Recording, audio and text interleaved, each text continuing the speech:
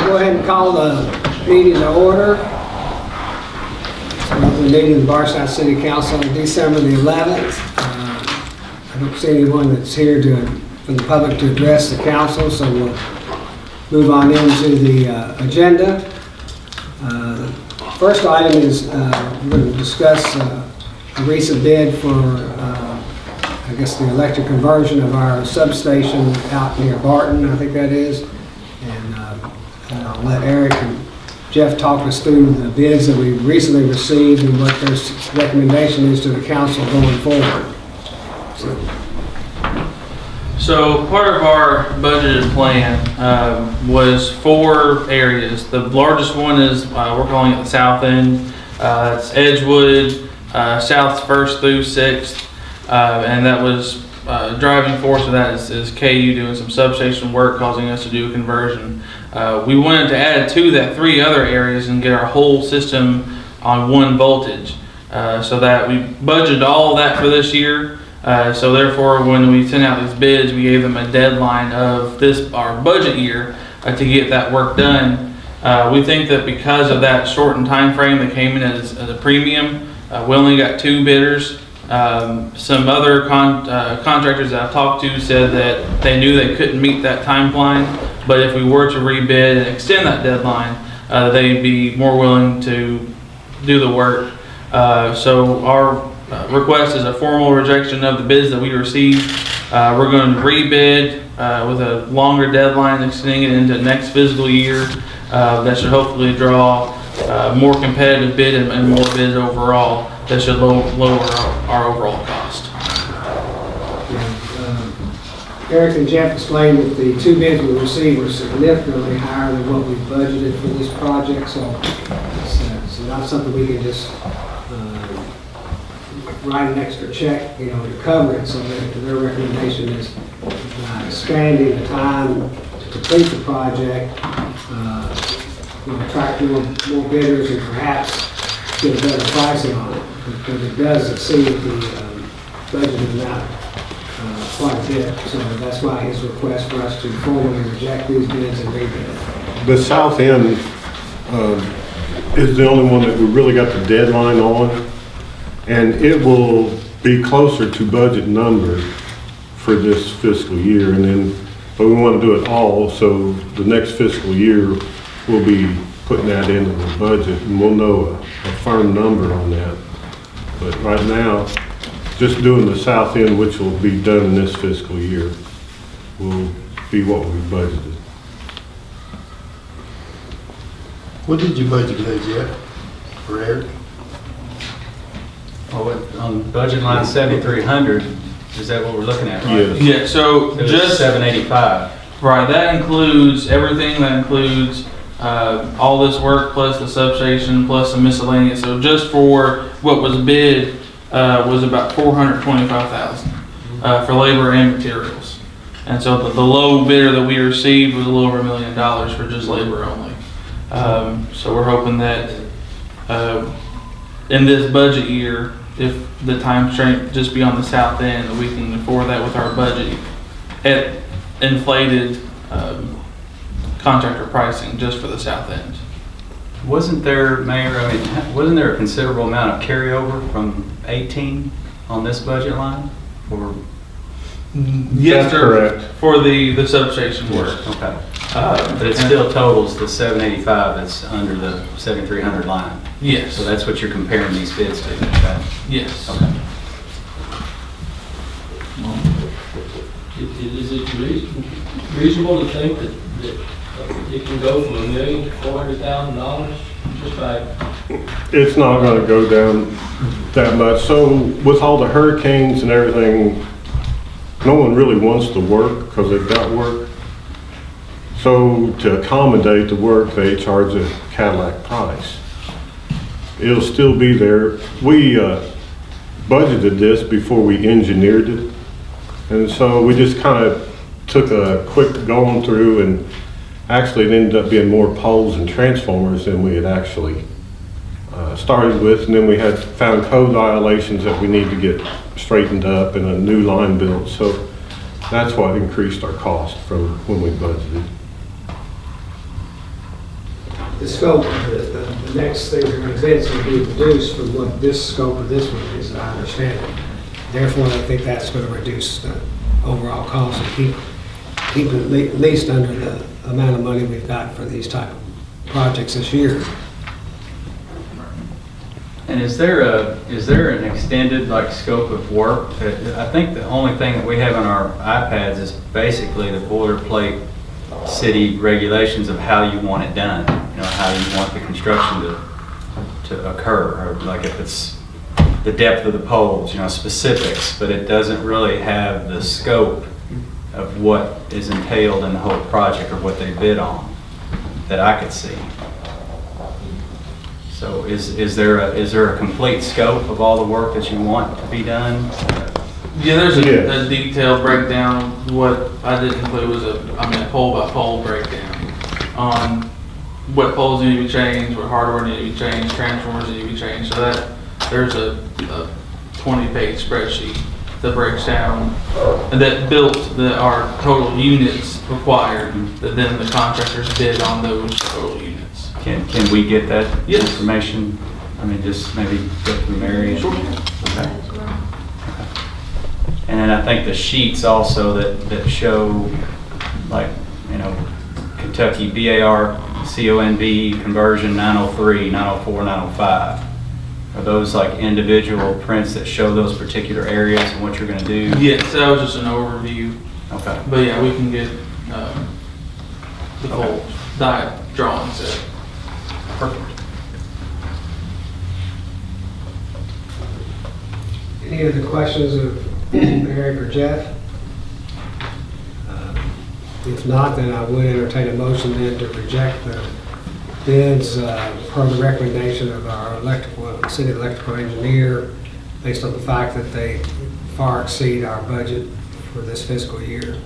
So moved, Mayor. A motion by Councilman Dones, to have a second. Councilman Buckman, is there any other discussion? All in favor, signify by saying aye. Aye. Opposed? Motion carried. Thank you. And we've got our minutes. I think the minutes from November 27th were corrected. We tabled them last meeting. I think we've added the information, I think it was about Tim Butler's retirement. Right. We've added that to those minutes. And then we also have the minutes from the working session. There's one correction that I saw on those, that Councilman Buckman was not in attendance, so he was listed in attendance. That should be corrected.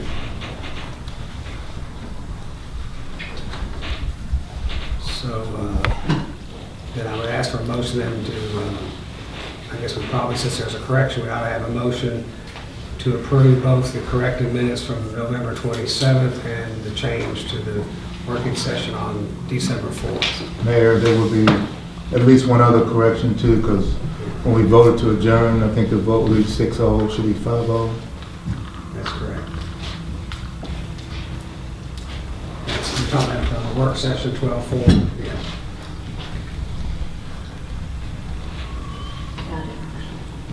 Okay, we have a motion and a second for the corrected minutes of 11/27 and December the 4th. Any other discussion? All in favor, signify by saying aye. Aye. Opposed? Motion carried. Okay, Eric, looks like you're on deck tonight. You're the main guest. Sure. You want to talk about the outage management system? So we have a long-term and a short-term version. The short-term version is just kind of some feedback that we got from the recent ice storm. It was my first ice storm, going through that, experiencing that, learning from Jeff on kind of how to go about that. But one of the things that we got some feedback on was just communication from us out to the public, and that's where the outage management system kind of comes into place.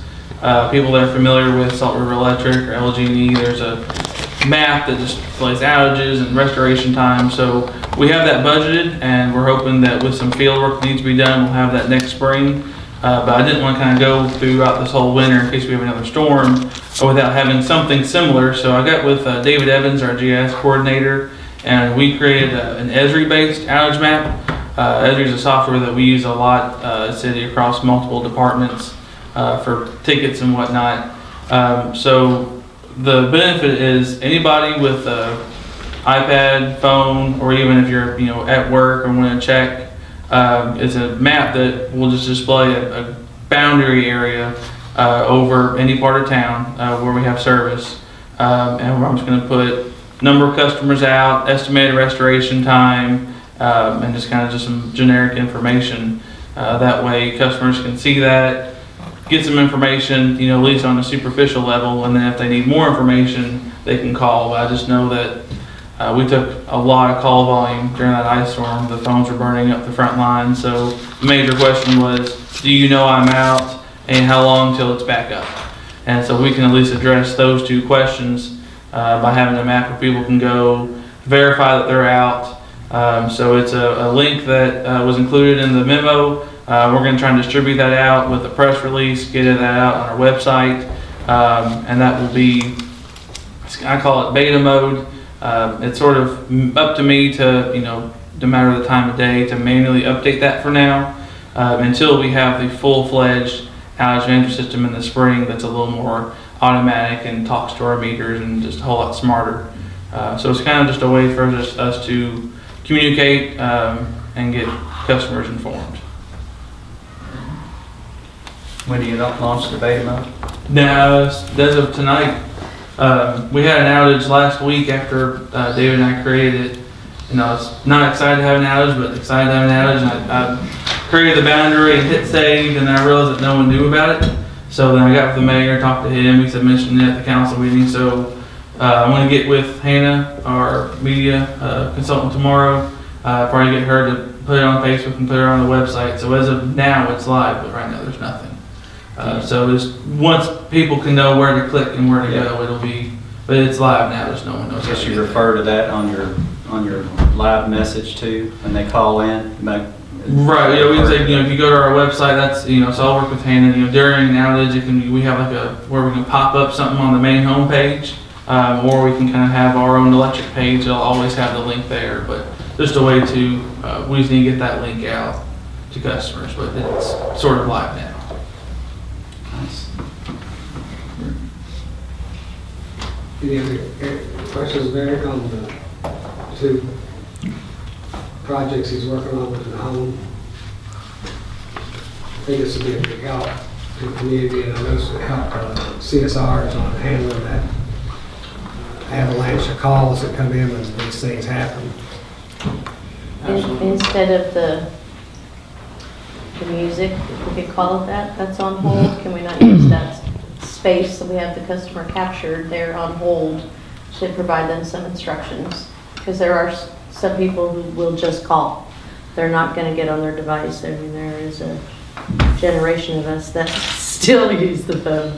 Right. So can we not fill that space with instructions and Right, I believe information? if I know the phone system was, we put it into App Store mode, and that can leave like a message, and part of that message can be, if you want to, check this, if you're just calling to see if you're out, or what the restoration time is, but then there's always a person that says, hey, I saw a transformer explode in my backyard, and that's the information that we need to talk to somebody, so that's the person that we want to call. You say, hey, there's a tree down, that took out the power out. So those are kind of, you have to weed through the, hey, is my power out? Yes. Okay. When's it back on? We don't know yet. Okay. I'll call back in an hour, versus the, hey, I saw something explode, that takes us right to the point where then we can fix it and get power on. So, but yes, we can look at, I think the phone system now, it has a capability just for a simple message if we can program it.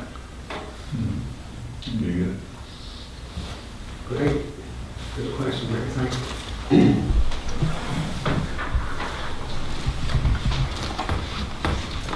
Okay, under new business, Christina Bradford's current term on the Joint Board of Ethics, she's a city county appointee, is expiring, so on the end of this month, so we need to reappoint someone to fill that position. She has indicated she would be willing to serve another term. I spoke with Judge Watts, since it's a joint appointment.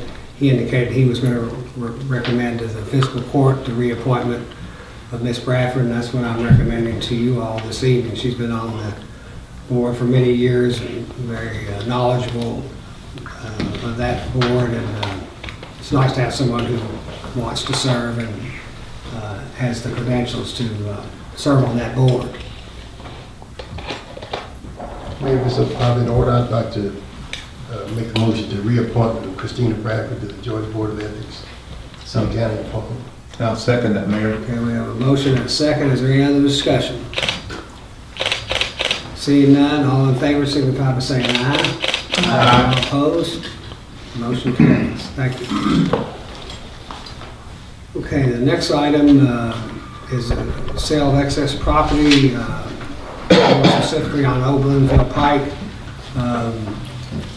I know in my first term, and Bill, I don't know if you had that, I've had some inquiries over the years from businesses that had some interest in that property down there. And recently we've had some new interest in that property, but previously, talking to staff and particularly Public Works, we were hesitant to sell off any real estate much because, we were tight on space. Didn't have any space on another drive, other places. Now, with the acquisition of the near 8 acres out off of, behind the shopping center, behind the church there for Public Works, and then the Newcomb property, which is about 7.5 other acres, we've now got quite a bit of acreage if we need anything for city purposes. So the need for this, and talking to the staff, the need for this property is really not what it was years ago. And as you can see, it's being used primarily for parking now, but they're using city property for parking. There is a number of utilities that would restrict the property from being used for the purpose of building any kind of structure. Larry Hamilton and I went over that, and Jessica with water and sewer lines, so it would really only be able to be used for probably overflow parking. But if you look at the area, there's 3 businesses that potentially would have a need for some additional parking. And so, based on my discussion with the staff, we've wanted to bring it to the attention to the council that it would appear this would qualify as some excess property that the city really has no use for, that we could declare it as excess property and then have it appraised and then put it out for sealed bids and find out if the interest is still there. So I think tonight we need to discuss whether we agree that this would be excess property that's really not needed by the city going forward. This land originally came, those of us that are as old as me, if you think about it, this land was purchased by the city when they built the water plant, which is the old Bardstown Village, and they built the other 3 reservoirs, Reservoir 1, 2, and 3, which is just up the Bloomfield Pike. All that land was on one track. This all came from that original track. Of course, the roads kind of cut it up over time. So it just happened to be part of that acquisition that the city made, which the city really never had a use for, but they had to purchase it with the original purchase of all those properties. So that's sort of the background of how we came to own that track, along with where old Bardstown Village is and where the 3 reservoirs were located. Have you had interest, has there been somebody? Yes, we've had some feelers recently. That's why I came back, because I know I had some feelers the first time around, and we just said we didn't have any. We felt like we didn't want to get rid of any property at that time. Well, at that time, where that line goes right through that creek, remember we had to put the sewer line through there, then going through Old Bardstown Village and all the way up to the reservoirs, and that we had a little discussion about the property lines, if you remember, when Pat Blanford and that crew. So I think the city attorney, I think she's reviewed the statutes about this, and that we probably need to agree by vote that it is excess property that the city no longer needs, and then we'd have to vote on a resolution at the next meeting to get in the process of going through an appraisal, and then once the appraisal, we put it out for bid after that. Is that correct? That is correct, Mayor. So tonight, if everybody's in agreement, do we consider this excess property no longer needed? We need a vote to that point, and then we would proceed with the resolution at the next meetings. Can I ask a question? You said utilities that do go through there, is it possible that if somebody bought that property, they could, at their expense, have those rerouted or not? Or is it? That I don't know. I just sitting down talking with Larry and Jessica, they both showed me where they don't show up here, but they said it's pretty much for the setbacks and stuff along that line. You can't build over top of them. You know, if possible, I don't know. I'd have to- I guess we have done that. I guess they'll pay the expense of moving it, don't we? Being very expensive. Or people probably prohibitively expensive. There's electric in there too, Jeff? Not underground, it's all overhead. Jeff, is there any possibility that, where would the next expansion of that substation go? If you ever had to expand that We substation? still got some room on the side of it. Right now, it'll never grow. There's no If it more. did, you'd have some additional space there. though. We still got an Never need opening that. for another breaker in there, and we have additional if we needed.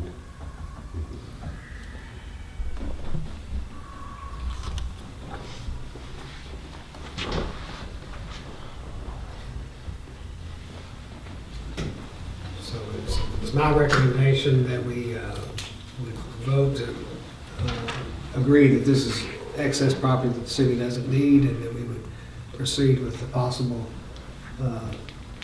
opening it up for sealed bids. Mayor, I'll make that motion to create this, whatever the square footage is here, to be set up for excess property. You know, I guess we want a formal declaration that's, in our opinion, to excess property, and that we would proceed with a resolution to authorize the city to proceed with sealed bids on the property. Or surplus property. Okay, we have a motion, do I have a second? Second. We have a second by Councilman Buckman. Any other discussion? All in favor, signify by saying aye. Aye. All opposed? Motion carried. Okay, thank you.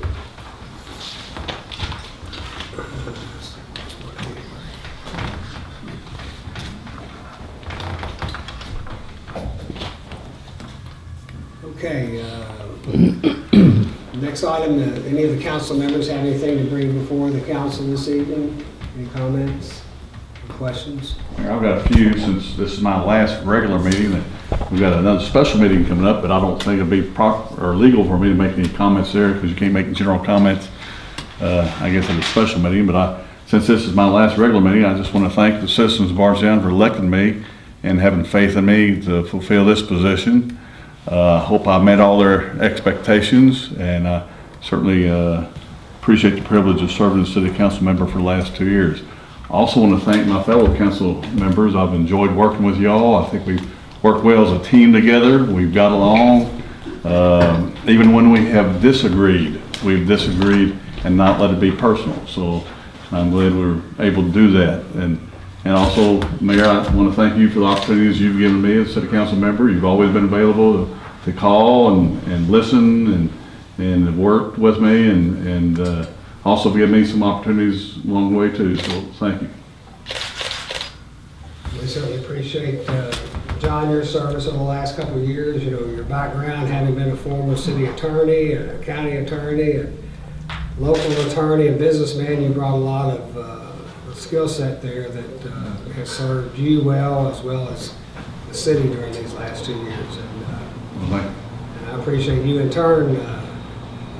Always answer the phone most of the time when I called you. A lot of times you were behind the steering wheel of an RV in places, but he took my call and we talked while he was driving down the road at times. So he's still working when he's not even in town. He's willing to take a call and talk business. Thank you, John. Thank you, and thank you all. Any other comments from the council members?